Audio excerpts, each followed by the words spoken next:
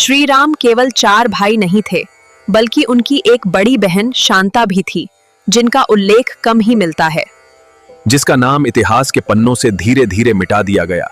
वो आज भी एक अनकही और भूली हुई दास्तान बनकर रह गया है। और सबसे हैरान करने वाली बात ये कि जिस बहन को दुनिया भूल गई, उसी की वजह से भगवान राम इस धरती पर जम ले पाए। हम सब जानते हैं कि राम, लक्ष्मण, भरत और शत्रुघ्न का बाल रूप कितना दिव्य और पावन था, जो आज भी सबको प्रेरणा देता है। लेकिन इन चारों से पहले अयोध्या में जन्मी थी एक कन्या, राजा दशरथ और माता कौशल्या की पहली संतान, राजकुमारी शांता। शांता सिर्फ एक राजकुमारी नहीं थी, वो अत्यंत तेजस्वी, विद्वान और धर्मपरायण थीं। उनकी बुद्धि और ज्ञान की चर्चा दूर दूर तक होती थी और सभी उनका सम्मान करते थे। लेकिन उनकी किस्मत में कुछ और ही लिखा था और शांता के भाग्य के द्वार किसी और ही राह पर खुलने वाले थे। मेरे पास सब कुछ है, धन है, वैभव है, लेकिन मेरे वंश को आगे बढ़ने वाली संतान का सुख आज भी अधूरा है। आज हमें यह कठिन निर्णय लेना ही होगा, जिसके कारण हमारी पुत्री को हमसे दूर जाना पड़ेगा। आज मैं अपनी पुत्री शांता को आपके संरक्षण में सौंपता हूं।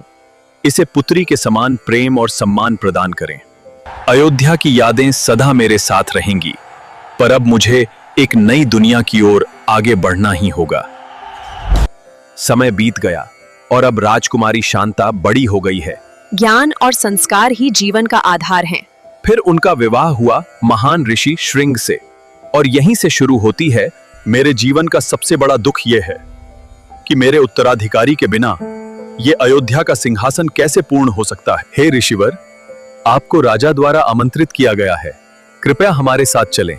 मैं इस निमंत्रण को स्वीकार करता हूं पुत्र। इन्होंने किया दिव्य पुत्र कामेष्टि यज्ञ, और उसी यज्ञ के फलस्वरूप श्री राम, लक्ष्मण, भरत और शत्रुघ्न का जन्म हुआ।